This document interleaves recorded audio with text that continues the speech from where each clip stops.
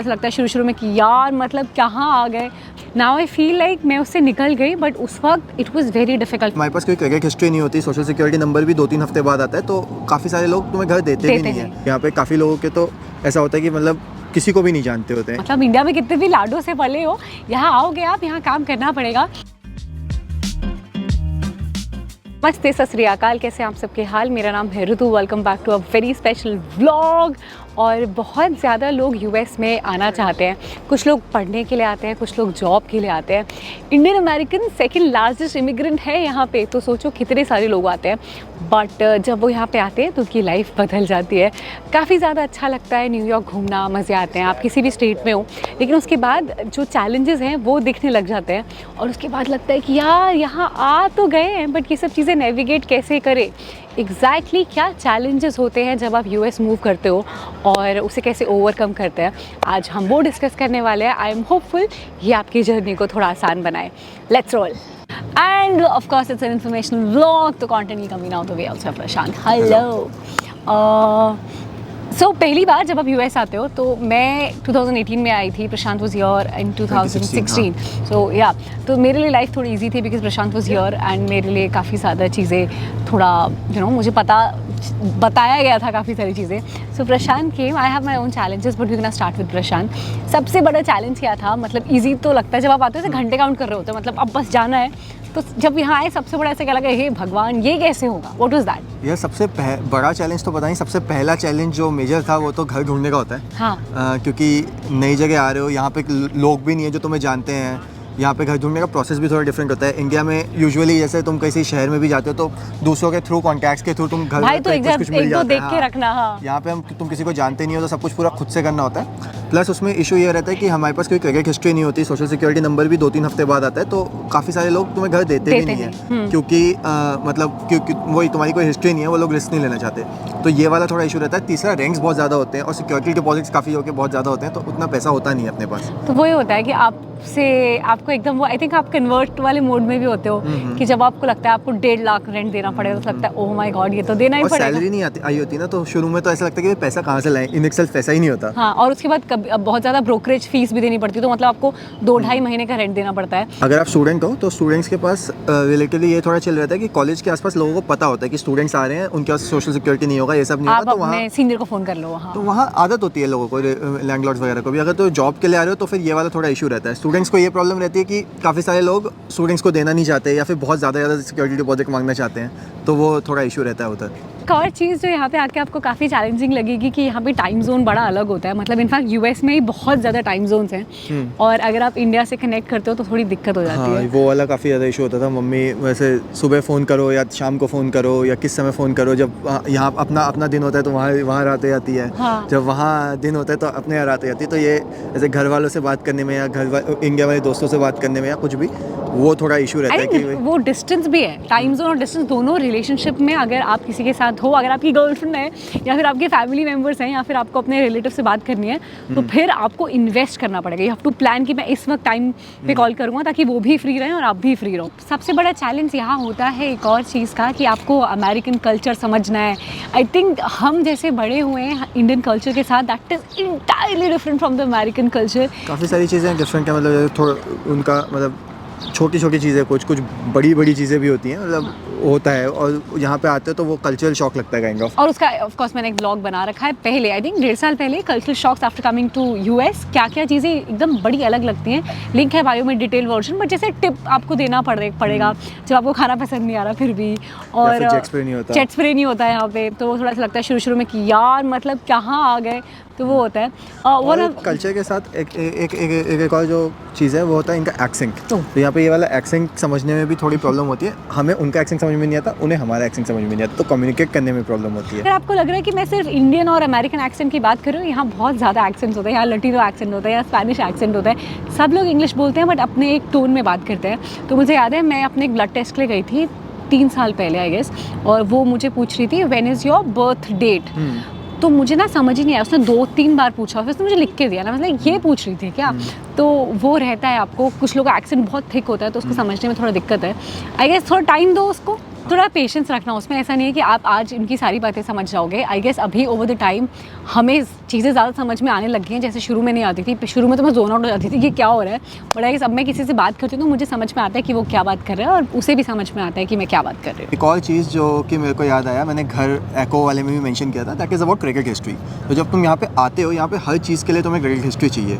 कुछ भी खरीदना हो, तुम्हें गाड़ी का लोन लेना हो, तुम्हें मतलब तुम्हें कोई किसी भी चीज़ का लोन लेना हो, तुम्हें क्रेडिट कार्ड अप्लाई करना हो, उसके लिए क्रेडिट हिस्ट्री चाहिए। और जब तुम यहाँ पे आते हो तो तुम्हें ऑब्वियसली कोई क्रेडिट हिस्ट्री नहीं होती। तो तुम्हें अगर तुम कोई क्रेडिट कार्ड भी अप्लाई कर रहे हो तो उसमें तुम्हें बहुत छोटी क्रेडिट हिस्ट्री मिलती है। अगर तुम गाड़ी ले रहे हो ऑन लोन तो तुम्हें बहुत ज़्यादा इंटरेस्ट रेट पर गाड़ी मिलेगी। तो ये सब इशूज़ रहते हैं, तो क्रेडिट हिस्ट्री यहाँ पे बनानी पड़ती है धीरे धीरे करके। और उससे हैक्स लेके लोगों से, हैक्स नहीं मतलब लोगों से आइडियाज़ लेने पड़ते हैं कि कैसे फटाफट क्रेडिट हिस्ट्री बनाएं, कैसे मेंटेन करें, क्या करें। तो ये चीज़ काफ़ी प्रॉब्लम होती है, क्रेडिट कार्ड्स नहीं मिलते तुम्हें। तो इंडिया में जो भी किया सब माइनस यहाँ शुरू से शुरू करना पड़ता है, यहाँ से काइंड ऑफ अपने फाइनेंशियल हिस्ट्री जीरो से शुरू करनी पड़ती है। तो वो एक बहुत बड़ा स्ट्रगल रहता है लोगों के लिए। And understanding of credit history is extremely important as you make your move to the US. यहाँ पे आने के बाद आपके बहुत सारे खर्चे होंगे। अगर आपको लो कॉस्ट लोन चाहिए, आपको घर लेना है रेंट पे, आपको पोस्टपेड मोबाइल कनेक्शन चाहिए, या फिर आपको क्रेडिट कार्ड चाहिए, ये सारी चीज़ों के लिए आपको आपकी क्रेडिट हिस्ट्री चाहिए होगी। देखो अभी कोई भी कंपनी आपको लोन या क्रेडिट कार्ड नहीं देगी बिना क्रेडिट हिस्ट्री के, और क्रेडिट हिस्ट्री बनाने के लिए आपको लोन और क्रेडिट कार्ड लेना ही पड़ेगा। तो काफ़ी इंटर रिलेटेड है, बट इस सारी चीज़ों का एक सोल्यूशन है Nova Credit. You can apply your American credit card with your Indian credit history. American Express ने पार्टनर कर रखा है नोवा क्रेडिट के साथ, और जैसे ही आप यहाँ लैंड करोगे आपको आपकी इंडियन क्रेडिट हिस्ट्री के बेस पे यहाँ पे एक क्रेडिट कार्ड मिल जाएगा। You can select any of the different cards here. They come with great cashback, at least $200, and reward for purchase 1 to 6%. Basically idea ये है कि आपके पास अमेरिकन क्रेडिट कार्ड होगा जैसे ही आप यहाँ पे आओगे। यहाँ पे आने के बाद खर्चे होते हैं, तो जब आप लोन लोगे अपनी गाड़ी के लिए या घर के लिए, उसके लिए जो इंटरेस्ट रेट होगा वो काफ़ी ज़्यादा कम होगा। क्रेडिट नोवा का लिंक है बायो में, जाके ज़रूर देखना। एक और इशू जो कि यूएस में यूजुअली हर जगह होता है, क्योंकि जैसे जब मैं आया था तो मैं कनेटिकट में स्टैमफोर्ड में आया था, which is a small town. और ये यूजुअली अगर आप स्मॉल टाउन में रह रहे हो तो चीज़ें दूर दूर होती हैं, ग्रॉसरी स्टोर भी दूर होगा, सब कुछ दूर दूर होगा, तो तुम्हें हमेशा गाड़ी चाहिए। और मुझे तो ड्राइविंग की आदत ही नहीं थी इंडिया में, तो मेरे को तो काफ़ी इशू हुआ था। और यहाँ पे रिक्शा ऑटो टाइप चीज़ें तो मिलती ही नहीं है, तो फिर आपको गाड़ी चाहिए ही चाहिए होती है। तो मुझे मतलब ऐसे फ्रेंड्स पे डिपेंडेंट होना पड़ता है, या फिर तुम्हें हर जगह के लिए कैब करनी पड़ती है, या फिर जैसे मेरे केस में मैंने डाउनटाउन में प्रॉपर घर ले रखा था जहाँ पे चीज़ें रिलेटिवली आसपास हों, ताकि मोस्ट ऑफ द चीज़ों के लिए ज़्यादा दूर ना जाना पड़े। मतलब ओवरऑल अगर आपको गाड़ी चलानी नहीं आती तो फिर आप सीख के आना, यहाँ बहुत दिक्कत होती है। मैं जब आई थी उसके हमने आई थिंक 8 महीने बाद 6-7 महीने बाद गाड़ी ली थी, और तब तक हम दूसरों के साथ ही जाते थे कि भाई जी तुम जहाँ जाओगे हम वहाँ चल लेंगे, हाँ। या फिर हम कैब करते थे। बट आप ग्रॉसरी स्टोर वगैरह भी अपने फ्रेंड्स के साथ जाते थे। Thankfully we had like friends जो हमें लेके जाते थे अपने साथ, अदरवाइज बहुत मुश्किल होता है। मतलब अभी भी आई थिंक हमें आए हुए हो गए 3-4 महीने, तो मुश्किल होता है यहाँ पे बिना गाड़ी के। अभी रिलेटिवली हम लोग जर्सी सिटी में, न्यूयॉर्क में यहाँ रह रहे हैं, तो यहाँ फिर इतनी प्रॉब्लम नहीं है, यहाँ इतना इशू नहीं होता। बट फिर भी डिपेंडेंसी हो जाती है, जैसे हमें थोड़ा भी दूर जाना हो तो गाड़ी की जरूरत है। बट अगर स्मॉल टाउन्स में रहते हो तो बहुत मुश्किल है, मतलब कैब्स के बिना आप नहीं कर सकते, तो गाड़ी सीखना यहाँ ज़रूरी है और गाड़ी लेना भी थोड़ा ज़रूरी है। So change in frame for variety. अच्छा, एक चीज़, अगर आप डिपेंडेंट वीज़ा पे यहाँ पे आ रहे हो तो आपकी लाइफ बहुत बदल जाएगी। जैसे मैं आई थी और I think for 6-7 months I was clueless, मतलब मुझे समझ ही नहीं आता था कि क्या हो रहा है। सबके अपने अपने एक्सपीरियंसेस होते हैं, सबके अपने अपने लाइफ में चैलेंजेस होते हैं, बट मेरे लिए वो बहुत बड़ा चैलेंज था टू अंडरस्टैंड कि मैं करूँ तो करूँ क्या। इंडिया में मैं एक जर्नलिस्ट थी और एक टीवी न्यूज़ चैनल में काम करती थी, बट जब मैं यहाँ आई मुझे रियलाइज़ हुआ कि मेरे स्किल सेट यहाँ फिट नहीं हो रहे हैं। और मैं हर दिन जॉब अप्लाई करती थी और काफ़ी मुश्किल होता था मेरे लिए वो रिजेक्शंस देखना। मतलब इवन दो मैं यूएस में रह रही थी, बट अंदर से अंदर मतलब मुझे कुछ चीज़ खा रही थी। स्पेशली आई थिंक जब आप इंडिपेंडेंट होते हो इंडिया में, और मतलब यू नो एक प्रोसेस होता है ग्रेजुएशन, पोस्ट ग्रेजुएशन, उसके बाद की जॉब लग जाती है, and then you succeed and then you move to the other you know companies and things are good, you earn your own money. But उसके बाद अगर आप किसी भी डिपेंडेंट हो जाते हो फॉर थिंग्स तो वो थोड़ा अजीब लगता है। ये चीज़ यहाँ बहुत सारे लोगों के साथ होती है। अब चीज़ें बेटर हैं। जब मैं आई थी तब ऐसा होता था कि आप यू नो EAD अप्लाई करते थे और फिर आपको 3-4 महीने बाद मिलता था, एंड अभी भी मुश्किल है यार। मतलब अगर आप डिपेंडेंट वीज़ा पे हो, कुछ डिपेंडेंट वीज़ास पे ऐसे जो स्टूडेंट्स के साथ आते हैं, या फिर जो लोग H1B पे के साथ H4 डिपेंडेंट्स आते हैं, उनके पास काफ़ी टाइम तक तो जॉब EAD होता है, वर्क ऑथराइजेशन होता ही नहीं है, तो they have no choice, they can not work. और जो लोग मतलब जिनके पास वर्क ऑथराइजेशन होता भी है, अगर तुम टेक बैकग्राउंड से नहीं हो तो it's very difficult to find something. जैसे ऋतु का जर्नलिस्ट बैकग्राउंड था, तो उसमें इसको काफ़ी प्रॉब्लम हुई थी to find It was the most difficult period. It was just like I can't even tell you. It was so bad. मतलब now I feel like मैं उससे निकल गई, but उस वक्त it was very difficult for me to like मुझे समझ ही नहीं आता था कि क्या हो रहा है, और मुझे समझ नहीं आता था इतने सारे रिजेक्शंस क्यों हो रहे हैं, मुझे समझ नहीं आता था कि कभी कुछ होगा भी। थैंकफुली यूट्यूब हैपेंड एंड मतलब चीज़ें मेरे लिए स्मूथ आउट हो गई, बट अगर शायद ये नहीं होता तो मतलब मैं तो नहीं रह सकती थी। It was that bad. और चीज़ आई नो मैं बीच में बोल रही हूँ, बट हाँ मैंने चेक किया है कि मेरे सिर्फ 30% पीपल जो मुझे देखते हैं उन्होंने मुझे सब्सक्राइब कर रखा है। तो अगर आप वो 70% में से हो जो सिर्फ वीडियो देखते हो, सब्सक्राइब नहीं करते, आपका कुछ नहीं जाता, एकदम मुफ्त है।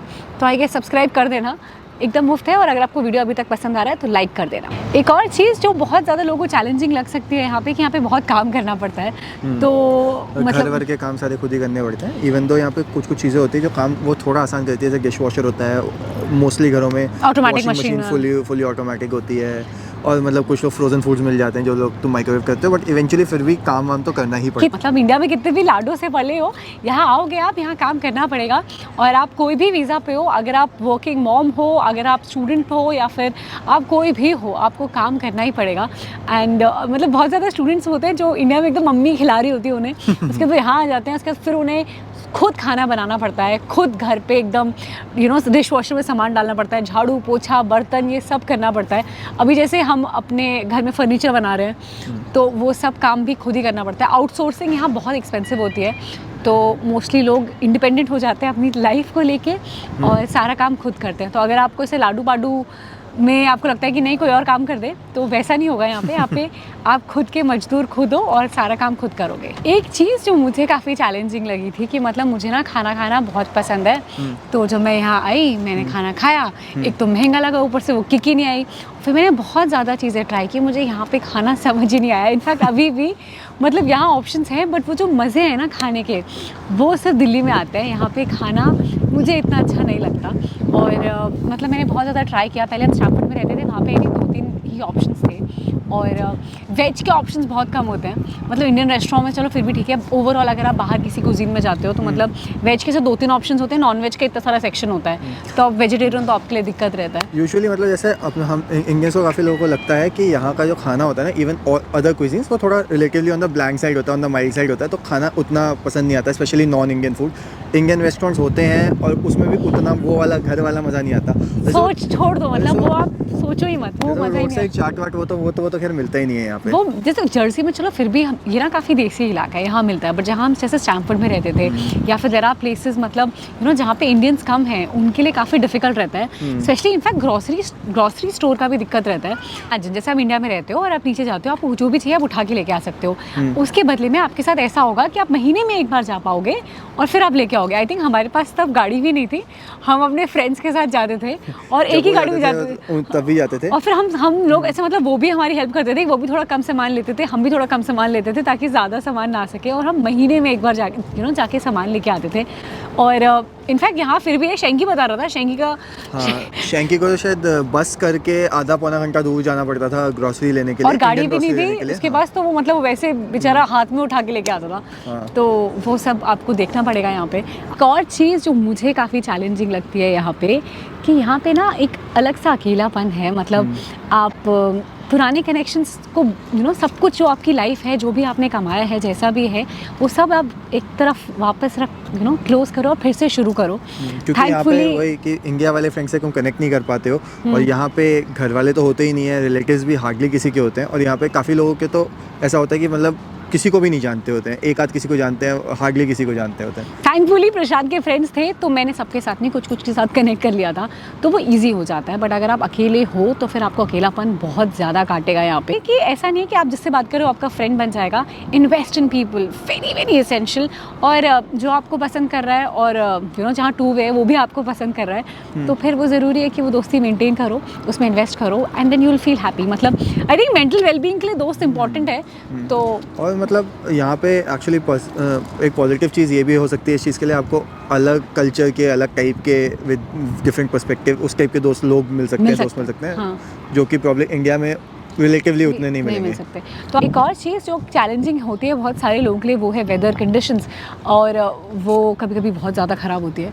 हाँ, मतलब यूजुअली आप कहीं भी किसी दूसरी जगह पे जाओगे, अपने घर से थोड़ा दूर कहीं भी जाओगे, तो वेदर इज़ डिफरेंट, तो वो चैलेंज हमेशा रहता है। यहाँ पे थोड़ा ये रहता है कि एक्सट्रीम वेदर्स होते हैं। कुछ जगह पे जैसे नॉर्थ में अगर आप रहोगे, न्यूयॉर्क में या शिकागो में, ठंड बहुत ज़्यादा पड़ती है। साउथ में अगर आप रहोगे, टेक्सास या फ्लोरिडा, तो वहाँ गर्मी बहुत ज़्यादा पड़ती है। तो अगर आप इन चीज़ों की आपको आदत नहीं है, आपके होम टाउन में नहीं होती, तो फिर आपको चेंज लगेगा, वो प्रॉब्लम होगी। स्पेशली ठंड से काफ़ी इंडिया वालों को काफ़ी आई प्रॉब्लम थिंक होती है। मेरी एक फ्रेंड है, हाँ, वो दिल्ली से है और वो ओहायो में रहती है, और वहाँ पे आई गेस फॉर 5 months -15 -20 रहता है। तो -15 -20 मैं अच्छा टेम्परेचर बता रही हूँ, मतलब मिनिमम टेम्परेचर -25 30 रहता है। तो मतलब वो बाहर निकल ही नहीं सकते। और ऐसा सोचो, आप 5 महीने आपको लगातार ऐसे वेदर में रहना पड़ेगा जहाँ पे आप बाहर नहीं जा सकते।